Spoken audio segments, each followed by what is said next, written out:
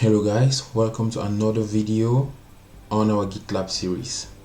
So as you know, we have had a series of GitLab videos starting from how to make a basic pipeline and then adding some advanced settings to your pipeline. So today we are going to be looking at another aspect of GitLab and pipelines. Okay, so today we are going to be talking about how to limit the number of pipeline executions, to limit unnecessary execution running of pipeline.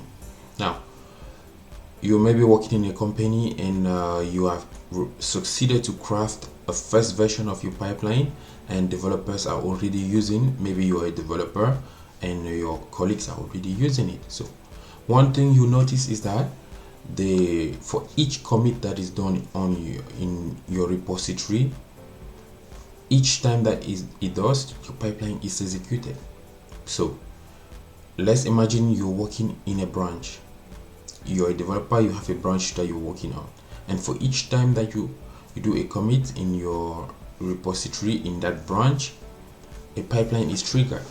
Now if you do 3 commits or 4 commits consecutively, or maybe 3 minutes apart or 2 minutes apart, you will find that you have a series of pipelines just for your single branch, and that is not the ideal situation, because your branch is evaluating a single feature that you are working upon. So there is no need having 4 of them running because it's a single branch that has a single feature, right? So we can expect having multiple pipeline executing for different branches, but for a single branch, having multiple pipelines run, it's just not necessary, right? So now, how do you limit your pipeline execution so that if you commit, if there was a pipeline that was already running for your branch, that older pipeline should be cancelled so that the new one just runs, so that we have always a single pipeline that runs in a branch. Okay, so how do we do that for GitLab? That's what we're going to be looking at today, right? So it's more like a FinOps, because you optimize the resource consumption and at the same time you optimize your pipeline. Okay, so let's see how that goes. So guys, don't forget to share, to like if you find this content interesting. I think it's interesting. What about you? You can put it in the comment if you find it interesting. You can also put your comment so that we can actually share knowledge. Thank you.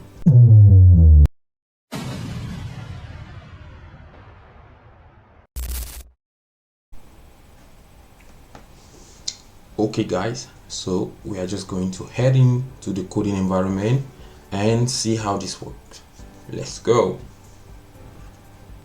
Great. So here we're going to create a new project for us to demonstrate this. So I will just create a new project.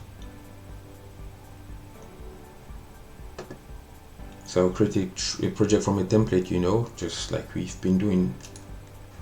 So I'll create a Spring project, use a template. So I'll just call it, let's say Tesla, right? Let's say Tesla. Then I will create in my personal namespace. So if you don't know about this, you can go to our first video. We explain the concepts of namespace and how to create a project. So no description is needed, it's a private repository. So I'll create that. So while it's being created, when it's done, I will just have to clone this in my working environment, which is VS Code, and then I'll just modify the GitLab CI.yaml so that it reflects a certain state that I want. As from there, we're going to put in the logic so that it does not execute multiple pipelines per branch. So it is created, the project is created. So I will just grab the clone URL. So I'm going to clone with HTTPS. So that is done.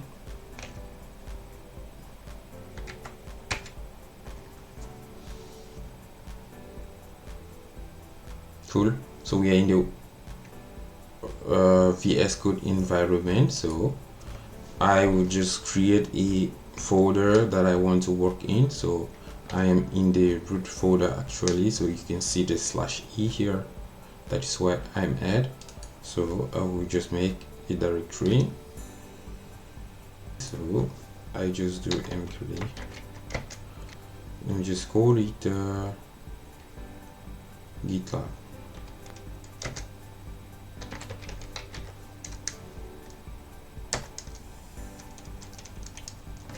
So I'm just going to check into the directory GitLab. Then this is where I'm going to I'm going to clone the code. Okay, so clone. Great.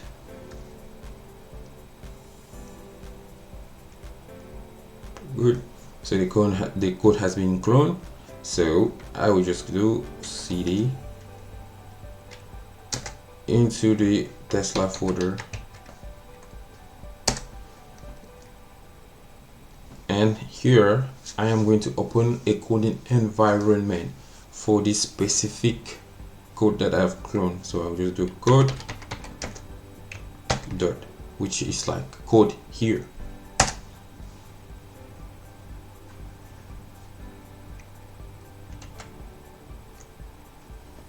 So this is no longer necessary for me. I just needed this to work and create a working environment. So I will close this.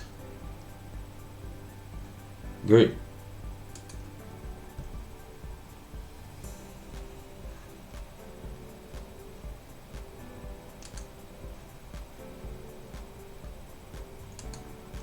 Just open a new terminal. Close this. Great. So you see, this is just the normal sprint code. Now I will just open what interests us, which is the GitLab CI YAML file.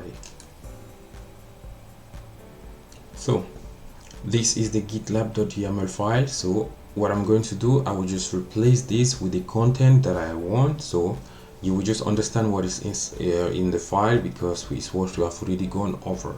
Okay, so I will just do Ctrl+R, then Ctrl+V, just to paste the new content. You see, so this is what we did in the previous video. So you just see these are keywords. You should be familiar with this now. If you are not, can you please just refer to our past videos to get an understanding of this.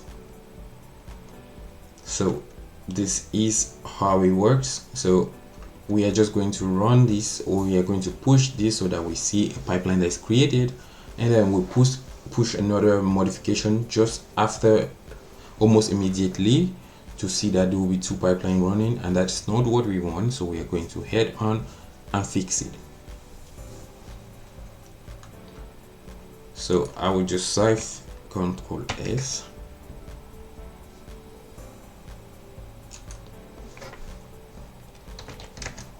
Git art, git commit,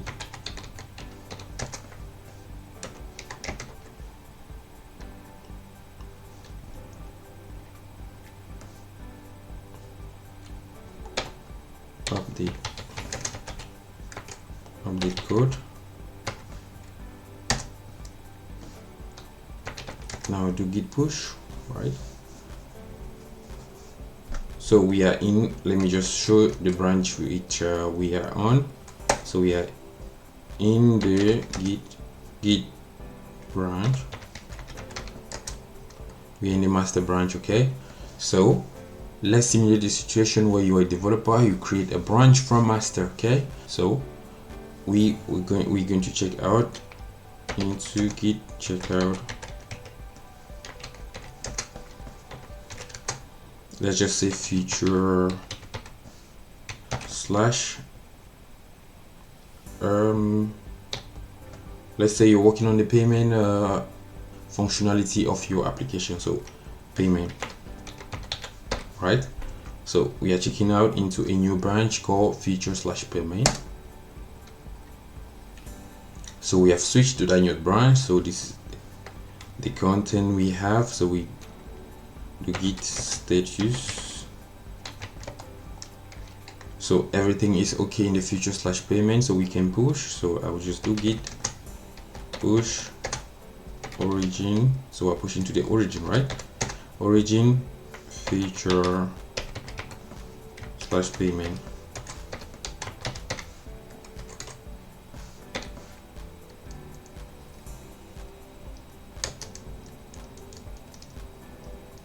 Great, so this code has been pushed, so we know that the pipeline is going to be triggered right immediately. So if I go to build pipelines, so you see, so while this pipeline is running, so let's just make a little modification and then push. You see that we have two pipelines running in the same branch, which is not cool. So we come here. So I will just come here and then add just anything that's complete and good, right? I will just save that, and then I will git add, then git commit.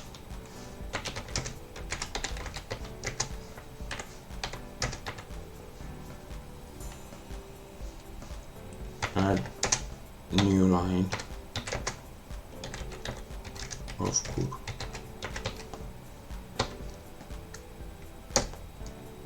Now let's just push that, okay? Git push to the same branch, okay? So we have done two pushes right now. So you see, this is what I'm talking about. So we have two pipelines running for the same branch. You see, this is it, the branch future payment and future payment, which is not cool because whatever this branch, the first pipeline is executing, the second one already has it. So there is no need for us to execute almost the same things at the same time, okay?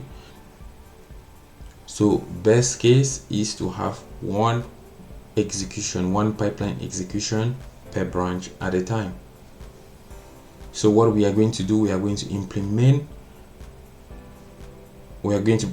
a logic where if any commit is done while there's a pipeline running, the running pipeline is going to be cancelled and the newer version is going to run, okay? So we can see that this has gone through right to the end. So we're going to head back into the coding environment and then do that modification. But before that, let's head over to the GitLab documentation and read a little. Like I will always recommend, read your documentation, guys. So over to the GitLab's documentation. So we are on this page that we are all familiar with this on this page. So we're going to look for what we call auto cancel.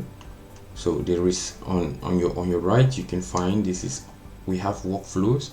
So we're looking for the workflow, which is workflow rows auto cancel. So if I click on that, so you can see there is a part of workflow, there is a part of this documentation that has workflow rules auto cancel, okay? You use workflow rules to configure the behavior on new commit, okay?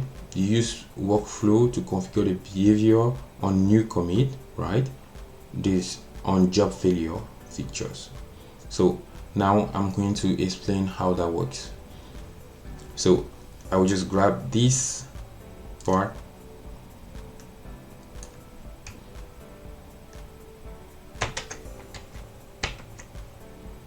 Now we are going to use workflows here. So it's a new keyword, but it's not difficult to understand. So I will just come here and then do a paste. So now we have workflow, and the workflow we want to do is to auto cancel a pipeline when a new commit comes in, okay? So now what happens here, we have a workflow. What is the action? It auto cancels in an older pipeline on new commit. Okay, so there's another option where you can also cancel a pipeline on job failure. So if a job fails, you can actually cancel the pipeline. Maybe you think if a certain job has failed, or if a job fails in your pipeline, there's no need going further, so that pipeline should be cancelled. You can use on job failure, but here we are going to use on new commit, so much so that if you are working in a branch, for every commit that you make, the older pipeline should be cancelled and the latest should keep running. Okay, so that's what we want to do. So this is what you write: workflow auto cancel on new commit interruptible. Interruptible means we are going to define on jobs. There are jobs, like we have many jobs, these are jobs that we have, so we are going to define on the jobs which jobs are interruptible. What happens is, if a job that is declared interruptible is running, when a new commit comes, that job means, because we have defined that that job can be interrupted, means that pipeline can cancel that job. Okay, but if there is a job that was not declared interruptible, and when a new commit comes in and the job that was not declared interruptible was already running or had already started, at that point the pipeline would not longer be interruptible. So this is what we do. So now we are going to go over each job and declare them interruptible.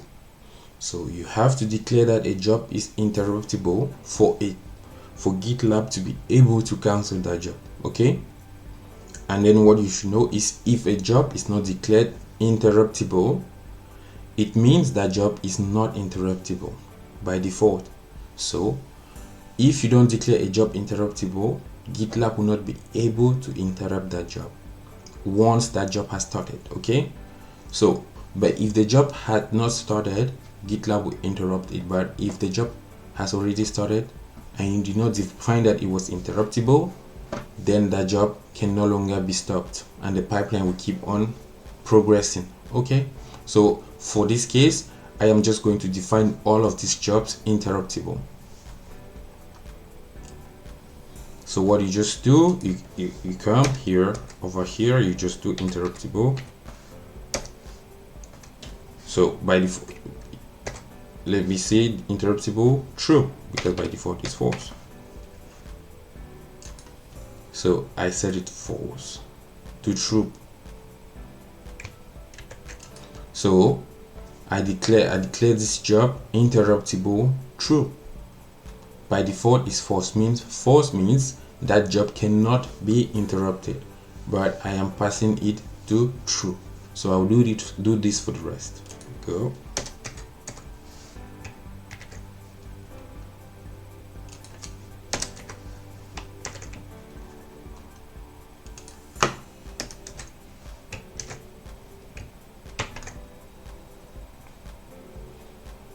Great, so just commit this.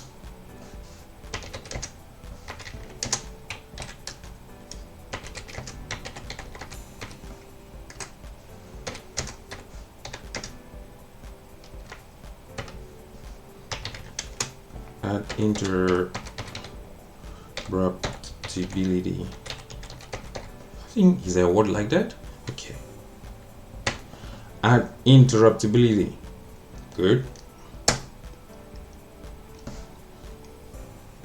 So git push, just call up that command and push.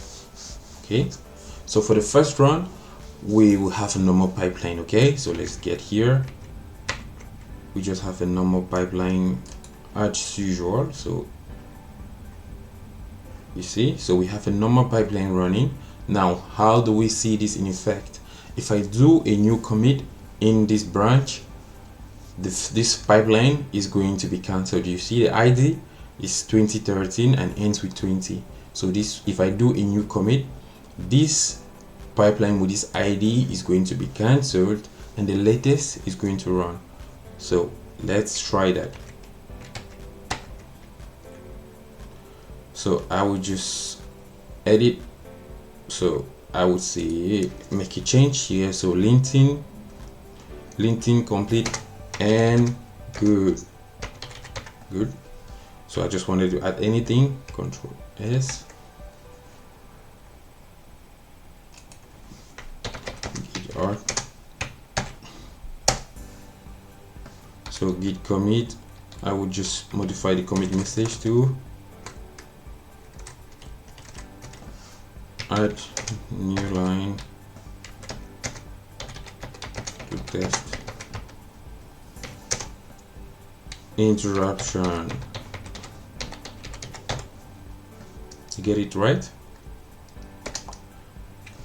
I will push that before the pipeline runs to an end so that it can cancel. So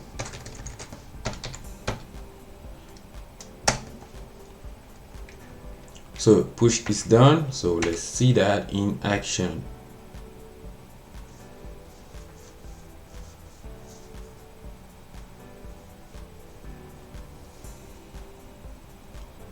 Boom. So you see, so this pipeline with ID 2013-20 just got cancelled because a latest version or a newer version of the pipeline is running on the same branch. That's what we are talking about here, guys. So with this, you can limit the number of unnecessary pipeline execution in your organization, because imagine for 13 developers working on the same day, if each person working on one branch, that's even the least of the case, because many developers work on about 2 branches per day. So if one person is working on one branch, and for each commit that they do, a pipeline is executed, imagine the number of resources that are being consumed. But if we limit it so much so that we can have just one pipeline executing for one branch, we can drastically reduce the resource consumption, and that is very eco-friendly and financially good, because for each execution there are resources that are created in the back end, which are going to cost money. Okay, so I hope you learned something from this video and you're going to implement this in your company, in your workflows. Thank you guys for watching. Don't forget to like and share if you find this helpful. Bye bye. See you in our next video.